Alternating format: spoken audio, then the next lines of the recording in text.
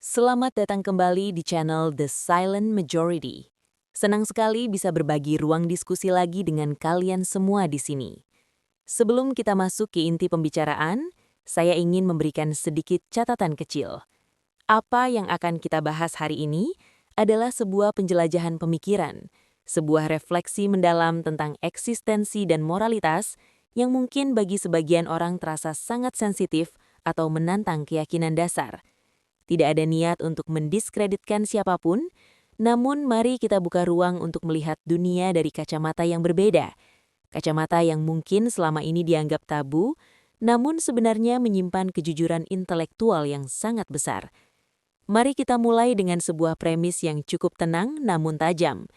Bagaimana jika penolakan terhadap konsep ketuhanan justru lahir dari sebuah hati nurani yang terlalu bersih untuk berkompromi dengan penderitaan? Seringkali, narasi yang berkembang di masyarakat adalah bahwa mereka yang tidak percaya pada Tuhan atau agama adalah orang-orang yang kehilangan arah, keras hati, atau mungkin sekadar ingin hidup bebas tanpa aturan moral. Namun, jika kita melihat tumpukan data realitas dan mengamati arus sejarah, muncul sebuah perspektif yang justru terbalik. Ada sekelompok manusia yang justru karena memiliki empati yang sangat tinggi, mereka tidak mampu mendamaikan konsep Tuhan yang Maha Penyayang dengan realitas yang mereka saksikan di depan mata. Bagi mereka, ketidakpercayaan bukanlah bentuk pemberontakan ego, melainkan sebuah bentuk integritas moral. Mereka melihat dunia apa adanya, tanpa filter teologis yang seringkali digunakan untuk memperhalus atau memaklumi tragedi-tragedi kemanusiaan yang sebenarnya tidak bisa diterima oleh logika nurani yang paling mendasar. Mari kita jujur pada diri sendiri saat melihat peta dunia kita hari ini. Konflik-konflik berkepanjangan yang menghancurkan peradaban, kota-kota yang rata dengan tanah, dan jutaan nyawa yang melayang hanya demi garis perbatasan atau perbedaan ideologi. Jika kita menilik data sejarah, banyak sekali darah yang tumpah justru membawa-bawa nama entitas yang dianggap suci. Di sini, nurani manusia yang jernih mulai bertanya-tanya, di mana keberadaan kekuatan yang katanya maha kuasa dan maha melihat saat bom-bom jatuh di atas rumah sakit atau sekolah?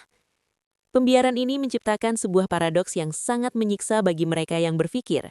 Jika ada seorang manusia yang memiliki kekuatan untuk menghentikan pembantaian, namun memilih untuk hanya menonton, kita akan menyebutnya sebagai orang yang jahat, atau setidaknya tidak memiliki empati. Lantas, mengapa standar moral yang sama tidak kita terapkan pada konsep ketuhanan yang diagungkan? Keheningan dari langit di tengah teriakan jutaan korban perang adalah data yang sangat nyata bagi mereka yang skeptis. Mereka tidak bisa menerima alasan bahwa ini adalah ujian atau bagian dari rencana besar. Bagi hati nurani yang jujur, alasan-alasan seperti itu terasa seperti penghinaan terhadap penderitaan para korban. Mengatakan bahwa kematian seorang bayi dalam konflik bersenjata adalah sebuah rencana ilahi, justru terasa sangat tidak bermoral bagi mereka yang menjunjung tinggi nilai kemanusiaan. Dari sinilah, ketidakpercayaan muncul bukan sebagai bentuk kebencian, melainkan sebagai bentuk solidaritas kepada sesama manusia yang menderita. Mereka lebih memilih untuk berdiri di sisi kemanusiaan yang rapuh daripada memuja sebuah keheningan yang dianggap sebagai kemuliaan. Logika ini kemudian bergeser pada cara dunia ini memperlakukan setengah dari populasinya, yaitu perempuan. Selama ribuan tahun, struktur sosial yang seringkali dilegitimasi oleh teks-teks yang dianggap berasal dari langit menempatkan perempuan dalam posisi subordinat. Ada sebuah pola yang konsisten di mana perempuan diletakkan di bawah otoritas lelaki, dibatasi hak-haknya, dan seringkali dianggap sebagai sumber fitnah atau kelemahan. Hati nurani yang bersih, yang melihat setiap manusia memiliki martabat dan potensi yang setara, akan merasa sangat terganggu dengan konstruksi ini. Mengapa? Sebuah entitas yang menciptakan alam semesta yang begitu luas dan kompleks harus memiliki bias gender. Mengapa aturan-aturan yang diklaim sebagai pedoman abadi justru seringkali terasa sangat patriarkal dan membatasi perkembangan kemanusiaan perempuan? Ketidakmampuan untuk menerima ketidakadilan sistemik ini menjadi salah satu pilar penolakan terhadap konsep ketuhanan yang tradisional. Seseorang yang memiliki kecerdasan intelektual dan kejujuran emosional akan melihat bahwa pengkotak-kotakan manusia berdasarkan gender yang diperparah dengan ancaman hukuman atau janji pahala terasa lebih seperti alat kontrol sosial buatan manusia daripada sebuah tatanan yang berasal dari kecerdasan kosmik. Mereka melihat bahwa perempuan yang dipaksa tunduk bukan karena takdir, melainkan karena interpretasi-interpretasi yang kaku. Bagi mereka, jika Tuhan memang adil, maka penempatan satu kelompok manusia di bawah kelompok lain secara inheren adalah sebuah cacat desain yang tidak mungkin dilakukan oleh Sang Maha Sempurna. Kita bergeser dari isu sosial ke realitas biologis yang jauh lebih memilukan. Sesuatu yang seringkali menjadi titik balik bagi banyak pemikir yang jujur, penderitaan anak-anak kecil. Mari kita bayangkan koridor rumah sakit di bangsal onkologi anak. Di sana, kita melihat balita yang belum sempat mengenal alfabet, namun sudah harus akrab dengan jarum kemoterapi, kerontokan rambut, dan rasa sakit yang menghunjam tulang setiap hari. Hati nurani yang bersih tidak bisa berpaling dari pemandangan ini dengan sekadar berkata, ini adalah ujian bagi orang tuanya. Menggunakan penderitaan seorang anak kecil yang tidak berdosa sebagai alat uji bagi orang dewasa adalah sebuah konsep moralitas yang sangat bengkok dan kejam. Jika kita melihat seorang manusia melakukan hal itu, kita akan mengutuknya sebagai psikopat. Lantas, mengapa standar itu melunak ketika kita berbicara tentang entitas yang katanya maha kuasa? Data medis menunjukkan ribuan kelainan genetik dan penyakit langka yang menyerang manusia sejak dalam kandungan. Seorang bayi yang lahir dengan kondisi kulit yang melepuh hanya karena sentuhan, atau mereka yang lahir tanpa organ yang lengkap. Secara intelektual, kita melihat ini sebagai mutasi genetik atau kegagalan biologis yang acak dalam proses evolusi. Namun jika kita memasukkan variabel pencipta yang maha pengasih ke dalam persamaan ini, maka nurani kita akan mengalami korsleting. Bagaimana mungkin sebuah kecerdasan yang mampu merancang galaksi yang megah, membiarkan kesalahan teknis yang begitu menyakitkan terjadi pada makhluk yang paling rentan? Ketidakmampuan untuk menerima pembiaran ini bukan karena kita sombong, melainkan karena rasa sayang kita terhadap sesama manusia jauh lebih besar daripada keinginan kita untuk merasa aman dalam perlindungan sebuah dogma. Penderitaan ini tidak berhenti di spesies manusia saja. Jika kita memperluas cakrawala pengamatan kita ke alam liar, kita akan menemukan sebuah horor yang berlangsung setiap detik, setiap hari, selama jutaan tahun. Kita seringkali melihat alam melalui dokumenter yang indah dengan musik latar yang megah, namun realitasnya adalah sebuah arena jagal tanpa henti. Seekor rusa yang dimakan hidup-hidup oleh sekawanan predator, atau serangga parasit yang menanamkan telurnya di dalam tubuh inang yang masih hidup, agar larvanya bisa memakan organ dalam inang tersebut perlahan-lahan dari dalam. Ini bukan sekadar rantai makanan. Ini adalah sistem yang didesain dengan penderitaan sebagai bahan bakar utamanya. Bagi mereka yang skeptis, argumen bahwa alam memiliki keseimbangannya sendiri tidak cukup untuk menghapus rasa ngeri terhadap rasa sakit yang dialami makhluk-makhluk tersebut. Seorang pengamat yang memiliki integritas moral akan bertanya, untuk apa semua penderitaan ini? Jika Tuhan ada, dan Dia adalah perancang dari mekanisme makan atau dimakan yang penuh penderitaan ini, maka sulit untuk menyematkan atribut Maha Penyayang kepadanya. Hati nurani manusia yang mampu menciptakan anestesi dan berusaha meminimalisir rasa sakit justru terasa lebih suci dan lebih bermoral daripada sistem alam semesta yang tampak acuh tak acuh ini. Disinilah letak kejujuran itu.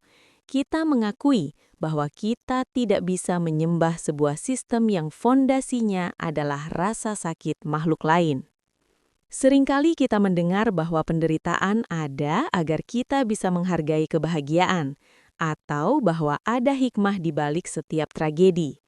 Namun, jika kita melihat data secara objektif, banyak sekali penderitaan di dunia ini yang bersifat mubazir, penderitaan yang tidak menghasilkan pelajaran apapun, tidak membangun karakter siapapun, dan hanya berakhir dengan kematian yang sunyi dan menyakitkan. Seorang anak yang mati kelaparan di sebuah desa terpencil tanpa ada yang tahu, atau seekor hewan yang terjepit di lubang batu dan mati perlahan selama berhari-hari.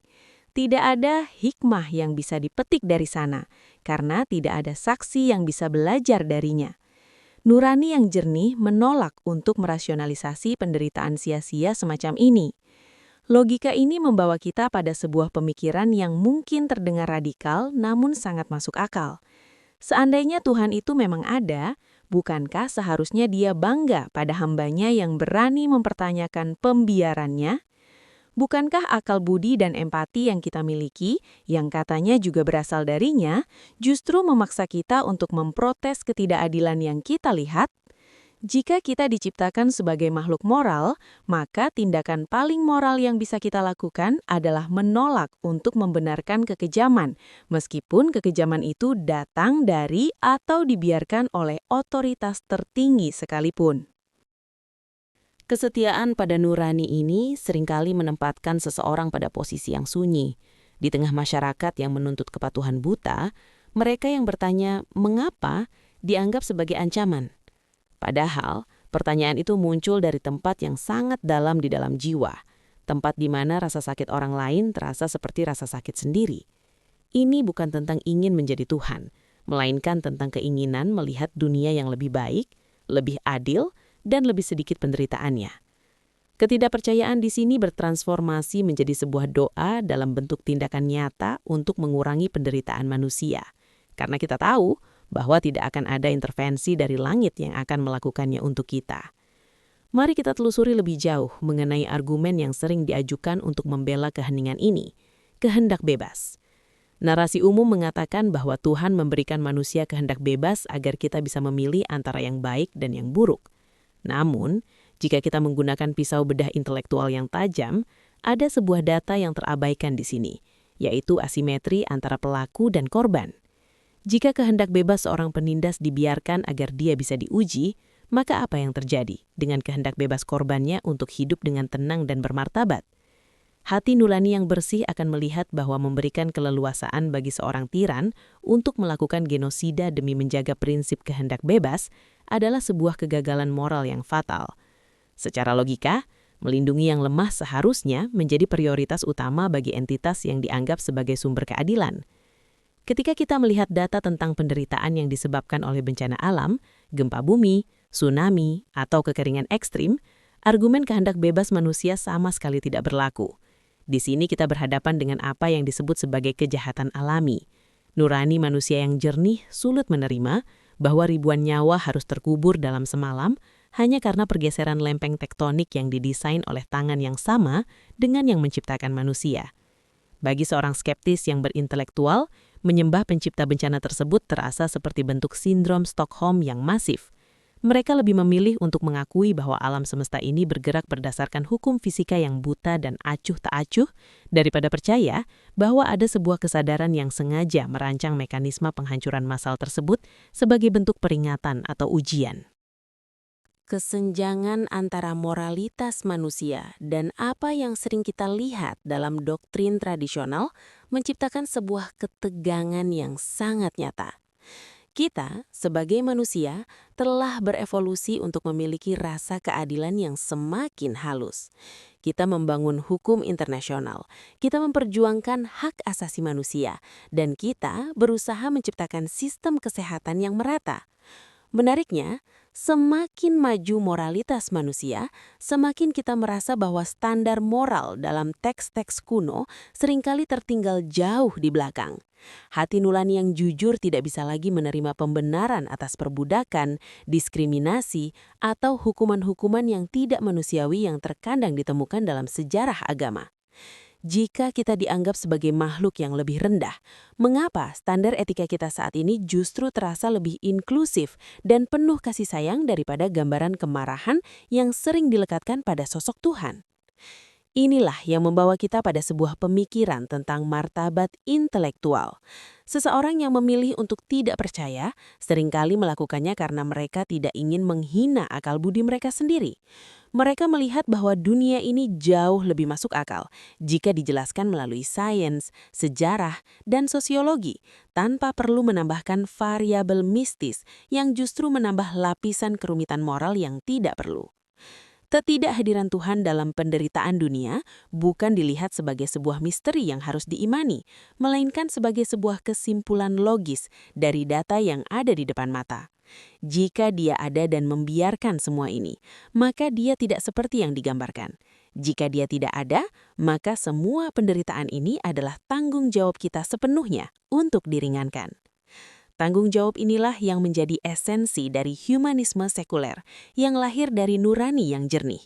Ketika seseorang tidak lagi mengharapkan keadilan di akhirat, mereka akan menjadi sangat radikal dalam memperjuangkan keadilan di dunia ini.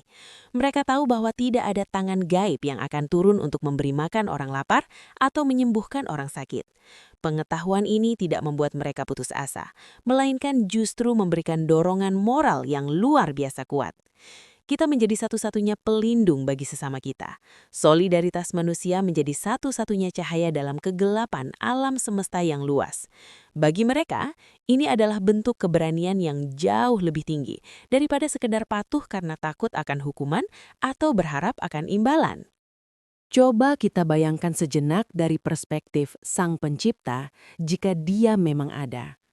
Jika Dia adalah kecerdasan tertinggi, bukankah Dia akan lebih menghargai manusia yang berani berkata, "Aku tidak bisa menyembahmu karena aku melihat begitu banyak rasa sakit yang engkau biarkan," daripada mereka yang memuji-mujinya sambil menutup mata terhadap penderitaan sesama? Nurani yang berani mempertanyakan otoritas demi kemanusiaan adalah puncak dari evolusi kesadaran. Itu adalah bukti bahwa manusia telah mencapai tingkat kedewasaan moral di mana mereka tidak lagi membutuhkan ayah yang maha kuasa untuk memberitahu mana yang benar dan mana yang salah.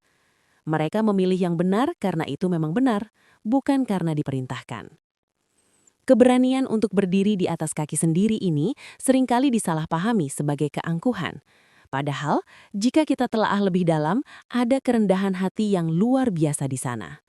Mengakui bahwa kita hanyalah debu kosmik yang kebetulan memiliki kesadaran, dan di tengah ketidakberartian itu, kita memilih untuk saling mencintai dan mengurangi penderitaan adalah sebuah narasi yang sangat indah.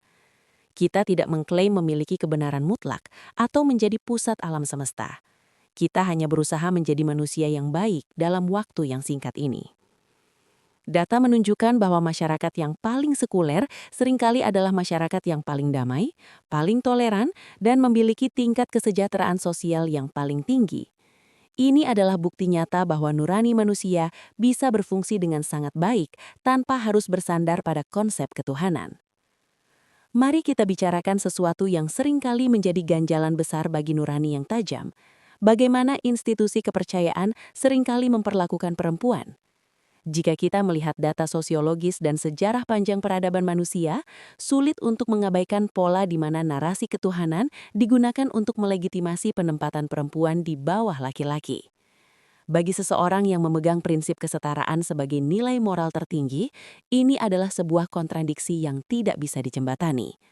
Bagaimana mungkin sebuah entitas yang menciptakan kompleksitas DNA dan keindahan galaksi secara spesifik memerintahkan agar satu gender memiliki otoritas atas gender lainnya?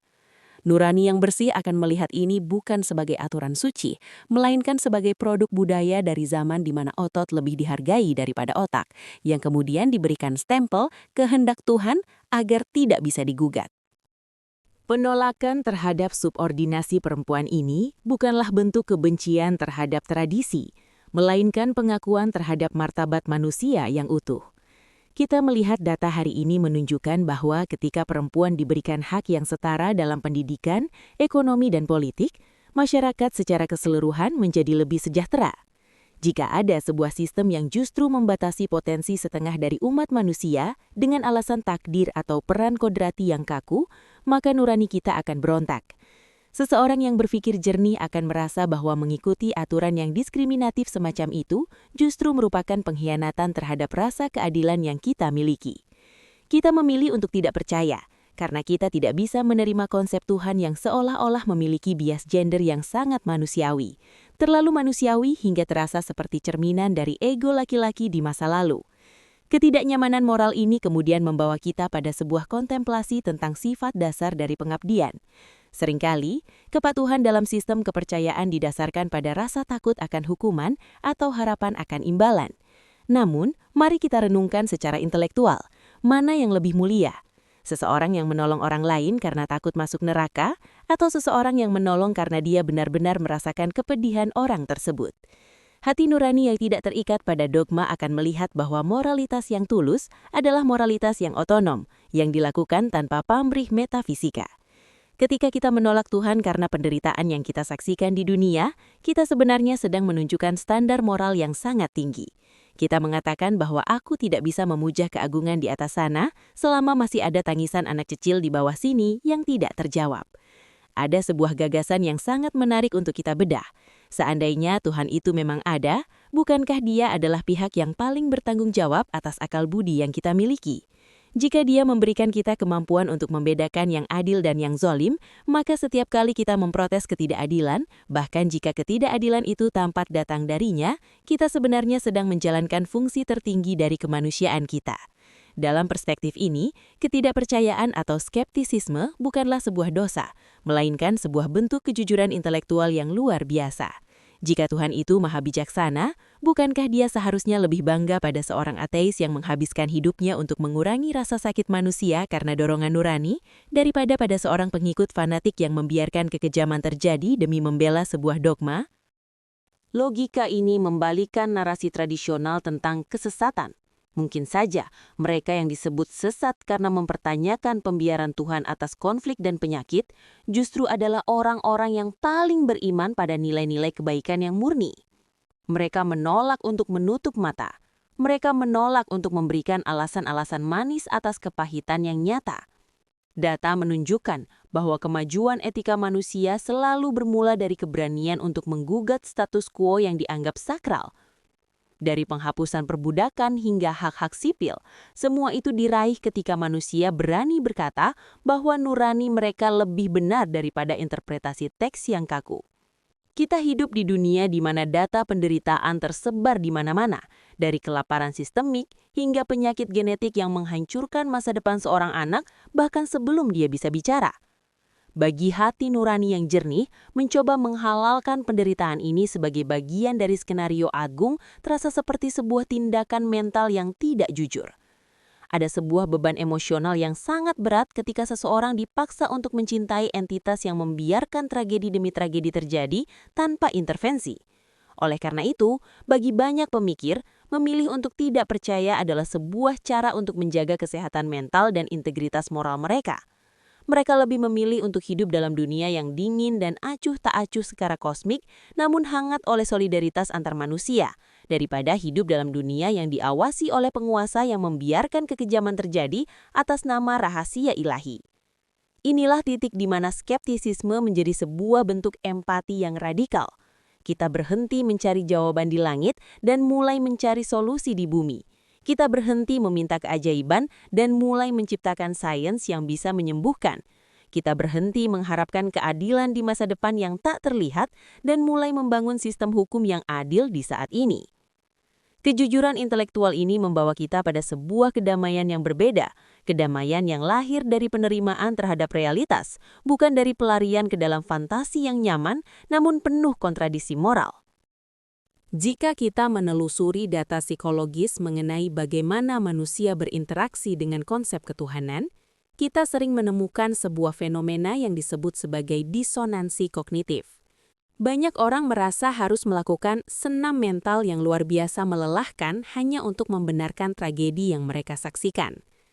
Mereka harus meyakinkan diri bahwa penderitaan seorang anak yang terlahir dengan cacat berat adalah sebuah berkah yang terselubung, atau titipan Tuhan untuk menguji kesabaran. Namun, bagi nurani yang jujur dan tidak ingin membohongi diri sendiri, pembenaran semacam ini justru terasa seperti bentuk pengkhianatan terhadap empati alami kita. Mengapa kita harus mencari-cari alasan manis untuk sesuatu yang secara objektif sangat pahit dan menyakitkan? Seseorang yang memilih untuk tidak percaya, seringkali melakukannya karena mereka ingin tetap setia pada perasaan sedih dan marah mereka terhadap ketidakadilan, tanpa harus diredam oleh penjelasan teologis yang seringkali terdengar dipaksakan. Kejujuran intelektual ini membawa kita pada sebuah pertanyaan besar mengenai definisi kebaikan. Jika standar kebaikan Tuhan berbeda dengan standar kebaikan manusia, di mana Tuhan boleh membiarkan kelaparan massal, sementara manusia dianggap berdosa jika melakukannya, maka kata baik itu sendiri kehilangan maknanya. Bagi nurani yang bersih, Sebuah konsep moralitas haruslah universal. Jika menyiksa anak kecil itu jahat bagi manusia, maka membiarkan anak kecil disiksa oleh penyakit mematikan juga harus dianggap sebagai sebuah kegagalan moral, siapapun pelakunya atau pembiarnya. Dengan menolak konsep Tuhan yang kontradiktif ini, seseorang sebenarnya sedang membela integritas dari nilai kebaikan itu sendiri. Mereka menolak untuk memiliki standar ganda dalam moralitas.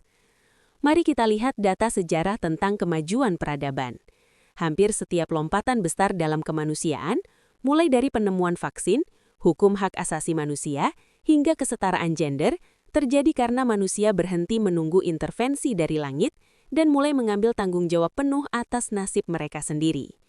Ketika kita berhenti percaya bahwa penyakit adalah takdir atau kutukan, kita mulai meneliti mikroskop dan menemukan obat. Ketika kita berhenti percaya bahwa raja atau penguasa adalah wakil Tuhan yang tidak boleh digugat, kita mulai membangun demokrasi. Hati nurani yang jernih melihat bahwa kemandirian manusia ini adalah pencapaian moral yang paling agung. Kita tidak lagi menjadi anak kecil yang takut pada gelap, melainkan menjadi orang dewasa yang menyalakan lampu. Menariknya, jika kita menggunakan imajinasi teologi sejenak, ada sebuah pemikiran yang sangat mendalam. Seandainya Tuhan memang ada, bukankah Dia seharusnya bangga melihat ciptaannya telah tumbuh menjadi makhluk yang begitu berempati sehingga mereka berani memprotes penciptanya sendiri demi keadilan? Bayangkan seorang ayah yang melihat anaknya berani menentang pendapatnya karena sang anak membela kebenaran dan rasa kemanusiaan. Sang ayah yang bijak tentu tidak akan marah, melainkan akan merasa bangga karena telah berhasil mendidik anaknya menjadi pribadi yang memiliki prinsip moral yang kokoh. Dalam konteks ini, skeptisisme dan penolakan terhadap pembiaran Tuhan atas penderitaan dunia justru bisa dilihat sebagai bentuk penghormatan tertinggi terhadap kapasitas akal budi dan rasa kasih yang kita miliki. Data sosiologis juga menunjukkan bahwa di negara-negara dengan tingkat sekularisme yang tinggi, angka kriminalitas cenderung lebih rendah dan tingkat kepercayaan antar warga atau social trust justru lebih tinggi. Hal ini membuktikan bahwa nurani manusia tidak membutuhkan ancaman neraka untuk berfungsi dengan baik. Justru, ketika seseorang berbuat baik murni karena dorongan empati, tanpa ada bayang-bayang imbalan atau hukuman dari kekuatan supranatural, disitulah letak kemurnian moralitas yang sesungguhnya. Mereka yang tidak percaya namun tetap memilih untuk menjadi manusia yang penuh cinta adalah bukti nyata bahwa kebaikan adalah bagian integral dari evolusi kesadaran kita, bukan sesuatu yang harus dipaksakan dari luar. Kekecewaan moral terhadap pembiaran konflik, penindasan terhadap perempuan, dan penderitaan di alam liar bukanlah tanda bahwa seseorang telah kehilangan cahaya. Sebaliknya, itu adalah tanda bahwa cahaya kemanusiaan di dalam diri mereka menyala begitu terang sehingga mereka tidak bisa menerima kegelapan yang ada di dunia ini begitu saja.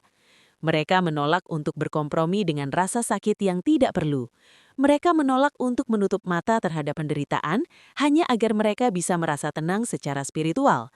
Bagi mereka, kejujuran terhadap realitas jauh lebih berharga daripada kenyamanan dalam delusi.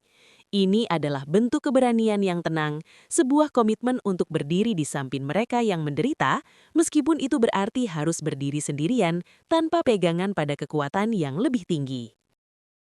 Seringkali, dalam diskusi-diskusi teologis, para penganut keyakinan akan berargumen bahwa pikiran manusia terlalu terbatas untuk memahami rencana besar Sang Pencipta. Namun, mari kita bedah argumen ini secara lebih tenang. Jika kita diberikan akal budi untuk memahami fisika kuantum, membedah kode genetik, dan merancang hukum moral yang kompleks, mengapa justru dalam hal yang paling mendasar, yaitu penderitaan, kita diminta untuk mematikan logika tersebut? Hati nurani yang bersih tidak bisa menerima diskon intelektual semacam ini. Bagi mereka yang jujur, mengatakan kita tidak tahu jauh lebih bermartabat daripada mengatakan Tuhan punya rencana atas kematian seorang anak karena malnutrisi. Data empiris menunjukkan bahwa ketika manusia berhenti menyandarkan diri pada rencana yang tidak terlihat itu, mereka mulai membangun sistem distribusi pangan yang lebih baik.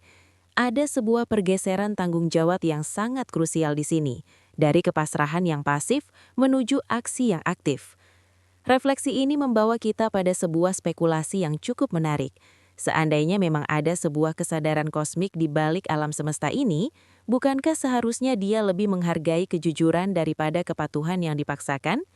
Bayangkan sebuah skenario di mana seorang hamba berdiri di hadapan penciptanya dan berkata, "Aku tidak bisa menyembahmu karena aku melihat engkau membiarkan ketidakadilan merajalela, dan nuraniku yang engkau berikan padaku melarangku untuk diam." Jika Tuhan itu memang maha adil dan maha bijaksana, bukankah pernyataan itu adalah bentuk pengabdian paling tulus terhadap nilai-nilai kebenaran? Menolak Tuhan karena alasan moral bukan berarti seseorang menjadi amoral. Justru itu adalah tanda bahwa standar moral orang tersebut melampaui gambaran Tuhan yang ditawarkan oleh dogma-dogma kuno. Mereka tidak bisa menerima Tuhan yang lebih kecil daripada rasa empati mereka sendiri. Kita juga perlu melihat data tentang bagaimana ketidakpercayaan ini mempengaruhi cara seseorang menjalani hidupnya. Ada sebuah keindahan yang melankolis namun sangat kuat dalam kesadaran bahwa hidup ini adalah satu-satunya kesempatan yang kita miliki. Tanpa janji surga atau ancaman neraka, setiap tindakan kebaikan menjadi sebuah pernyataan murni tentang siapa kita sebagai manusia. Seseorang yang tetap berbuat baik, tetap mencintai, dan tetap berjuang untuk keadilan meskipun mereka tahu bahwa alam semesta ini mungkin tidak peduli, adalah pahlawan yang sesungguhnya. Mereka tidak membutuhkan pengawas di langit untuk menjadi orang baik. Hati nurani mereka adalah kompas yang sudah lebih dari cukup. Kejernihan nurani inilah yang membuat mereka tidak sanggup berkompromi dengan narasi yang menempatkan perempuan sebagai warga kelas 2 atau menganggap penyakit anak-anak sebagai ujian keimanan. Banyak orang yang termasuk dalam kelompok silent majority, mereka yang diam-diam memendam pemikiran ini namun ragu untuk menyuarakannya, seringkali merasa terisolasi. Mereka merasa seolah-olah ada yang salah dengan diri mereka karena tidak bisa merasakan kehadiran atau kedamaian dalam dogma. Namun jika kita melihat data dari perspektif yang lebih luas, keraguan ini sebenarnya adalah tanda dari kematangan emosional.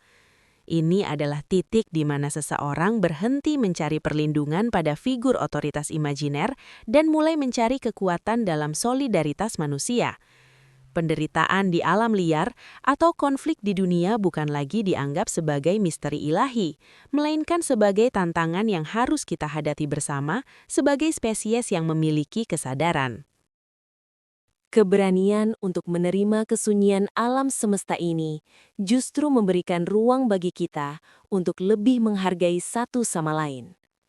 Ketika kita tahu bahwa tidak ada tangan gaib yang akan menghentikan peluru atau menyembuhkan kanker, kita menyadari betapa berharganya setiap detik kehidupan dan betapa pentingnya setiap tangan manusia yang terulur untuk membantu.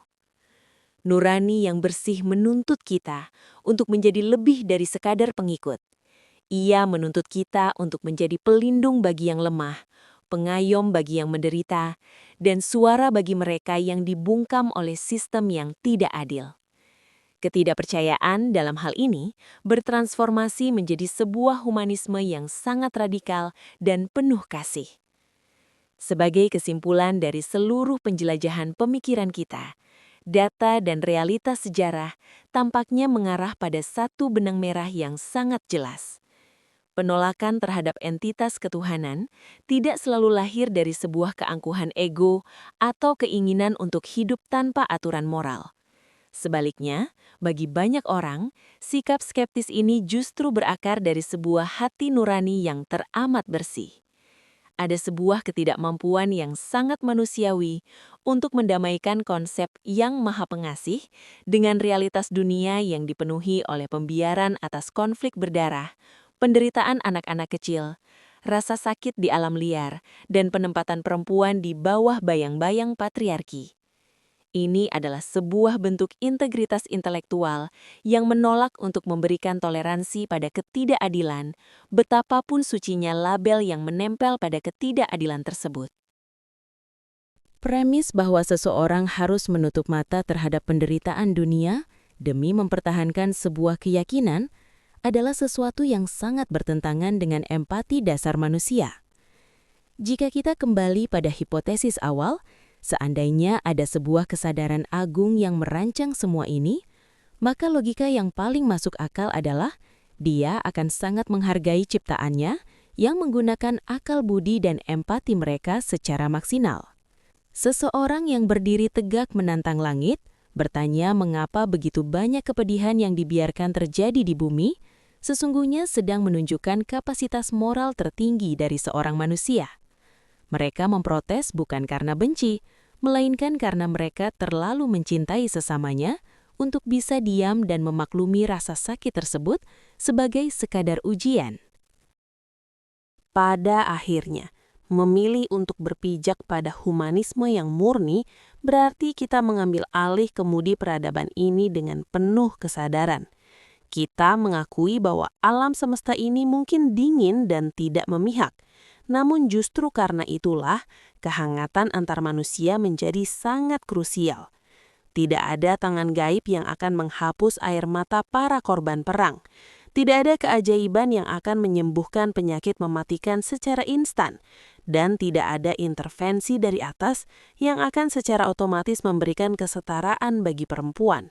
Semua itu adalah tugas kita. Kesadaran ini tidak membawa kita pada keputusasaan, melainkan pada sebuah tanggung jawab sosial yang sangat besar dan indah. Kita berbuat baik bukan untuk mengejar tiket ke surga, melainkan karena kita tahu bahwa dunia ini sudah cukup menyakitkan dan kita tidak ingin menambah penderitaan di dalamnya.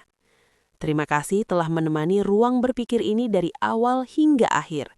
Membicarakan hal-hal yang berada di luar batas kenyamanan dogma memang seringkali terasa sunyi, namun Anda tidak sendirian. Di channel Silent Majority ini, kita akan terus menyuarakan data, realitas, dan refleksi yang mungkin selama ini hanya berani kita bicarakan di dalam hati. Kita percaya bahwa mempertanyakan segala sesuatu dengan niat yang bersih adalah langkah pertama menuju peradaban yang jauh lebih beradab dan berempati. Jika Anda merasa resonan dengan diskusi-diskusi seperti ini dan ingin terus merawat kewarasan berpikir bersama kami, jangan lupa untuk berlangganan channel Silent Majority. Anda juga bisa mendukung komunitas ini lebih jauh dengan bergabung menjadi member. Dengan mengaktifkan membership, Anda akan mendapatkan akses awal untuk setiap video baru sebelum dirilis ke publik, serta video-video eksklusif khusus member yang membahas topik-topik krusial secara lebih mendalam dan tanpa filter. Mari terus menggunakan akal sehat dan empati kita sebagai kompas utama dalam menjalani kehidupan. Sampai jumpa di diskusi kita selanjutnya, dan tetaplah menjadi manusia yang penuh kasih sayang.